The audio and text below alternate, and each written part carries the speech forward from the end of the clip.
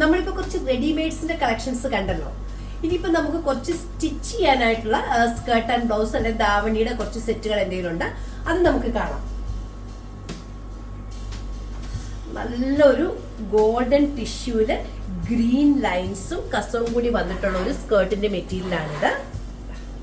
ഏത് സൈസുകാർക്ക് വേണമെങ്കിലും ഇത് സ്റ്റിച്ച് ചെയ്യാൻ പറ്റും. അതിന് കോട്ടൺ സിൽക്കിന്റെ ബ്ലൗസില് ഒരു മ്യൂറൽ പെയിന്റ് ചെയ്ത ഒരു പീസാണ് പെയർ ചെയ്തിരിക്കുന്നത്.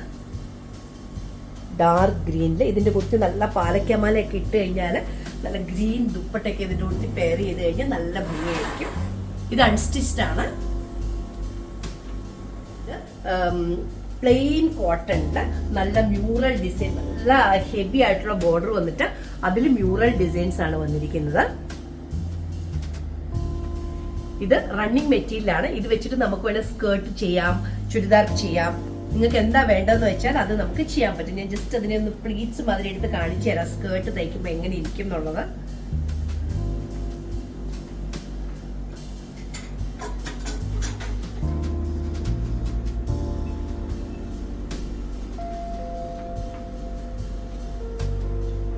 കണ്ടോ, എന്റെ സ്കേർട്ട് തയ്ക്കുമ്പോഴത്തേക്ക് ഇത് ഏകദേശം ഇങ്ങനെ ഒരു നല്ല രസമായിരിക്കും തയ്ച്ച് കഴിയുമ്പോൾ കാണാനായിട്ട്. അതിന് മാച്ചിങ് ആയിട്ടൊരു ബ്ലൗസും കൂടി പെയർ ചെയ്ത് കഴിഞ്ഞാൽ അടിപൊളിയായിരിക്കും. ഇനിയിപ്പോ സ്കേർട്ടും സാരീസും ഒന്നുമല്ല, ചുരിദാർ ഇടണം എന്ന് ആർക്കെങ്കിലും ഉണ്ട്, ഇതിൽ തന്നെ നമുക്ക് സൽവാർ തയ്ച്ചിട്ട് അതിന്റെ ഫ്രണ്ടിൽ ഇതിന്റെ ഒരു പോർഷൻ വെച്ച് നല്ല മാച്ചിങ് ദുപ്പട്ടൊക്കെ ഇട്ട് കഴിഞ്ഞാൽ അടിപൊളി ഒരു ചുരിദാർ സെറ്റ് ആവും. ചെറിയ കുട്ടികൾക്ക് പറ്റിയ നല്ല സിൽക്കിന്റെ ഒരു മെറ്റീരിയലാണ് ഇത്. കണ്ടോ, നല്ല സിൽക്കില് ഇവിടെ ഒരു ബ്ലാക്ക് വന്നിട്ട് ബാക്കി ഫുൾ ചെക്കാണ്. നല്ല ഭംഗിയായിരിക്കും ഇത് കൊച്ചു കുട്ടികളൊക്കെ ഇട്ട് കഴിഞ്ഞാൽ. കണ്ടോ, ഇതാണ് അതിന്റെ ഒരു പീസ് വരുന്നത്. ഇത്ര ഹൈറ്റ് ഉള്ളവർക്കൊക്കെ പറ്റുള്ളൂ ഇത്, എല്ലാ സൈസുകാർക്കും പറ്റത്തില്ല. ഈ ഒരു